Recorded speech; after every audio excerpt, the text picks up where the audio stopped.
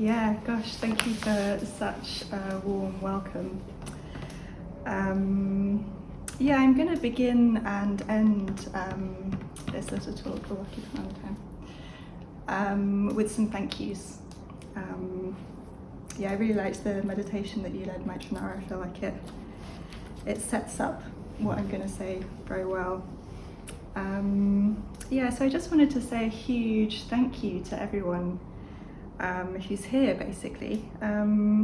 Yeah, everyone who gave to my fundraiser, everyone who supported me through friendship and sharing their practice with me, everyone who's guided me in my own practice.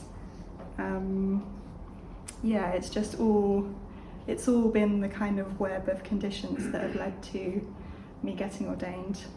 And I really feel like this ordination is not my own. It doesn't belong to me in that way. Dan Utah, a friend from the LBC, once gave this very beautiful image of the momentum of the Sangha kind of coming together to lift one person up for a moment so that they can touch something a bit higher or a bit more magical. And I really feel that from the Brixton Sangha, so thank you. The second person who I want to thank is Vajratara, who's over there. Yeah, most of you know Vajratara, and she is the person who ordained me, and she's been a huge source of support and inspiration to me over the 8 years that I've been training for ordination. And my experience of having Vajratara as a teacher is that she has this wonderful way of kind of hanging back and really letting me find my own path, my own way, perhaps with a kind of like a well-timed question or a very sensitive reflection. Yeah, rather than kind of launching in and giving advice or telling me what she thinks I ought to do. Yeah, and I don't like being told what to do, so I respond very well to her. And a real gift, I think, that she's given me, apart from the ordination, is yeah, just this sense, I feel like she has real confidence in me. Yeah, even when I don't have confidence in myself. Oh, it's a bit emotional. Yeah, which is just, what a gift. And she's also given me my name, which is Tejasvati. And it means she who possesses fire. She who possesses fire. So Tejas is fire, and Vati is lots and lots. And yeah, I was a bit dismayed actually when I first heard my name, as Vajratara will know. And part of the reason for that was I think I've had this tendency in my practice to just be quite sort of overzealous, like meditating for hours and hours a day, like really, really trying to be mindful all the time and be more loving, and just generally being quite stressed about that. And when I heard this name, she who possesses fire, I just felt like, that's the problem.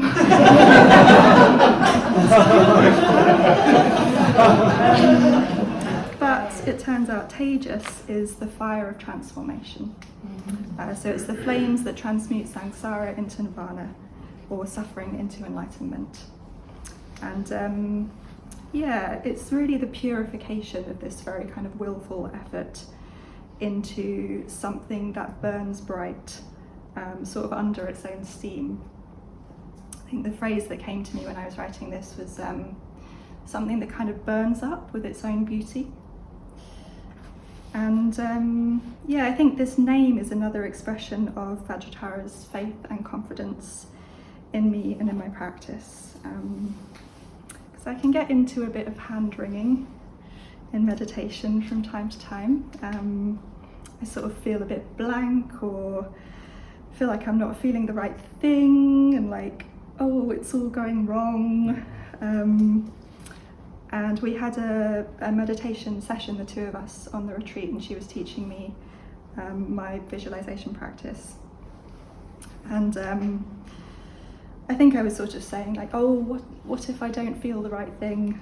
And Vajratara was telling me about a book, I think by a Christian mystic, about this sense of just kind of waiting in the blankness and in the space and longing for an experience, a kind of experience of something holy, something godlike, and sometimes just waiting for years.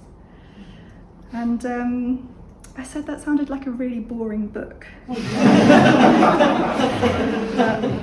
I think the point she was making that sometimes you just have to sit in the desert and you can just trust that the heat and the fire is all around you. So I wanted to tell you a bit about the retreat. I went to a Akashavana in Spain, which is, I don't want to say too much about it because it's nice to keep it a sort of mysterious surprise for those who haven't been there. But it's in a very beautiful mountainous place, kind of its own realm. And I was there, I think I was there for 13 weeks, but I can't quite be sure about that because it's a very kind of timeless space. I think at one point I thought like 6 weeks had passed and it had only been 3. It's all very confusing. So I was there in this magical realm with 24 other women. 5 of those women were on the team and helping to run the retreat. And 19 other women were there getting ordained, including Viryamala and Nagamati, who are here tonight. And yeah, we were mostly from the UK, but some from other places in Europe. And we had quite a span of ages. So I think the oldest person was about 72 and the youngest person was 27, which is quite neat. And I think the thing that really characterised our particular group was this real sense of harmony. We were really in harmony with each other. And I experienced a kind of care between all of us that was very, just very kind of open-handedly generous in a way that was non-transactional. Not like, I'll do that if you do that, but more just a kind of attitude of, oh, how can I help or what can I give? So it's very, very beautiful. And I think what really struck me about these women is how effective they were in the world. I think I've met a lot of people who want to help others and who want to do something kind and altruistic in the world. And I think very few people are actually truly effective in doing that. And these women really were. They were mothers and carers and artists and people living lives in Buddhist centres and teaching. And yeah, you get to hear quite a lot about people's life, and I just had a real sense of these women really making a difference in the lives of those around them. And I think this really gave me quite a lot of confidence actually that practicing the Dharma works, practicing Buddhism really works. And if you practice, you do become calmer and more kind and just kind of less tangled in your own problems and more able to see other people and to kind of read situations and understand what's actually really needed and what would actually be helpful. So yeah, it was very, very inspiring. I felt very inspired by everyone on the retreat. I also experienced some wonderful friendship on the retreat with Nagamati and Viryamala, who are here. And also with Maitri Yogini and Amalashri, who I think are going to watch this on video. Hi. And I shared a room with Maitri Yogini and Amalashri, and we were also in a group together, so we really spent a lot of time in each other's company and shared a lot about our practice and our meditation practice. And I think what sort of built up over the course of the retreat was this real like fluidity of consciousness between us. Like it felt as though one of us having a particular experience or insight in meditation made that then more available to the others. I once had this experience of I was describing to Amala Sri, I'd had this sense that everything was sacred, which I can only really explain as like a kind of deep knowing that there was nothing good or bad, that everything just was, and it was beautiful because it was. So I was telling this to her, and then I think a few days later she turns to me and goes, "Everything is sacred." And then we were like, how are we going to come back to London? We've become so weird.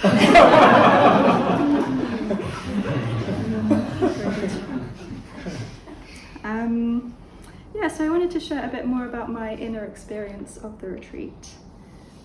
It's a long time, a lot of silence. And I think I sort of like sallied forth thinking I'd have a really happy time and just like spend 3 months kind of strolling around in the sunshine and talking to my friends. And I did do that. But I think my experience was really one of beauty and also of heartbreak. And I really felt like I experienced the heights and depths of my own mind. Almost like I was kind of leaving the familiar shoreline of the beach and all the sunshine and fun times, and kind of like setting sail into this vast ocean, and really going down to the depths, like those kind of dark, shadowy places where all the scary looking fish with all the teeth and all wobbly things, where they all hang out. And really kind of looking into those fears, I suppose, and really kind of facing those fears. This fear of like not getting it right, not getting practice right, this fear that I'm going to waste my life, really kind of quite profound existential fear. And I think that could have really gone, but luckily I think the effect of seeing more of my own fear and suffering was actually just a kind of understanding that this is the human situation.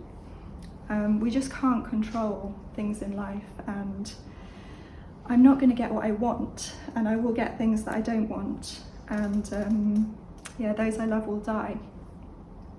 And that really there's no kind of solution for this. That's it. It is just how it is. And then, thankfully, what emerged from this was actually just a really deep sense of solidarity with all of life, that this is the joint human condition, this is what we share. And I know that in some way it seems obvious what I'm saying, like this is what we teach at a kind of beginner's Metta Bhavana class, or this is what I teach on a Monday night, but like I just feel like I really saw it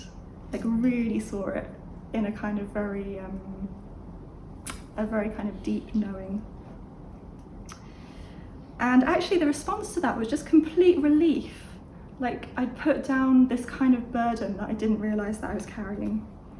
And I just realised the only thing that it makes sense to do is to love and care for others, possibly more than they care for themselves. And it doesn't matter if I get like the house that I want, or the job that I want, or the boyfriend that I want. There's just this one kind of objective to life. And it just seems so beautifully simple. That lasted for about half an hour. But then, like, as my kind of normal mind kind of came back in, I just kind of had this sense that I'd seen something very profoundly true, and I can't unsee it. And I think with the ordination too, there was this sense of something profoundly positive, but also terribly irrevocable. Like I've made this commitment to live according to my highest ideals, and that's kind of mad. And I'm definitely going to fall short of that. But also, I think it's imbued me with this sense of trust that although I'm going to continue to kind of ramble around the like heights and depths of this human mind, I'm going to experience pleasure and pain. But I also know that I've really kind of thrown my anchor into the sky, and something of the transcendental has grasped onto it, and it's not going to let go. Not for this lifetime, anyway. So I want to finish with some more thank yous. I want to thank Bhante Sangharakshita, who's the person who founded this order and movement that I've been ordained into. And he's just really created all of this, the possibility for people to practice this kind of Buddhism in the West. He's also created the possibility for women to be ordained equally to men, and for women to be ordained by women. And he's also created this context which has such an emphasis on community and friendship. Which is really, it's just so much the kind of jewels of my life, and I really owe that to him. I want to thank my parents and family. My mum's just to the back, she doesn't want to be pointed out. They've just been such an ongoing source of kindness and support of my various strange endeavours. And without them, I'd really know nothing about love. I'd like to thank the Brixton team. Some of you guys are here. Hello. They've just been so supportive of me going away. I think there aren't many workplaces that would hear that you want to go away for 3 months and be like, great, how can we help? They've just been really, really supportive of me, and also very patient in welcoming me back when I don't know my own name or what day of the week it is. Thank you. I wanted to thank some people who I brought to mind in times of difficulty. So when it was just all a bit much on the retreat, and I just couldn't face another round of mopping the dining room or going to meditation when it was sunny outside, I thought of my friend Ruth, who manages to just kind of bring together the vision and the beauty of Buddhism with the really kind of small acts of love, like taking the bins out with such grace. And she's just such a dear and encouraging friend to me. And when I was struggling with some kind of particularly unpalatable part of myself that I just didn't quite want to turn towards, I think of Amarapushpa, who just has such a kind of, what's the word? She has a kind of friendliness that shines on all equally. And she's just very, very kind of warm and encouraging to everyone around her. She also was part of the group of women who helped me get ordained. So I want to thank her. And when I felt like I just kept making the same mistake again and again in meditation and going down the same sort of unhelpful strain of thought, and just feeling really frustrated, I think of my friend Srivati, who is just very, very solid and very kind. She's from the north. And in my mind, she'd just say to me, "You're doing better than you did." And when I wanted to just run away and hide in the forest, out of fear that I wouldn't be able to live up to my ordination, I would think of Vajratara and just the amount of confidence that she has in the path. And I would think of her saying to me, "If you make effort, enlightenment is guaranteed." And I thought, that's good, because I'm making a lot of effort. There are so many more people to thank. I'm running out of time. What a blessing to have more people to thank than you have time for. I'd like to thank Akasha Shuri, who was my public preceptor, Mokshadi, who was also part of the group of women who helped me get ordained, my friends at the LBC, who are wonderfully here this evening, my community, Sampajana, Clem and Emma are here. They gave me such a warm welcome back, with many balloons. I want to thank my artist community. My friend Mim is over here. Just such an ongoing source of support and daily encouragement. And yeah, thank you to everyone in the Brixton Sangha. Thank you so much for your support and this incredibly warm welcome.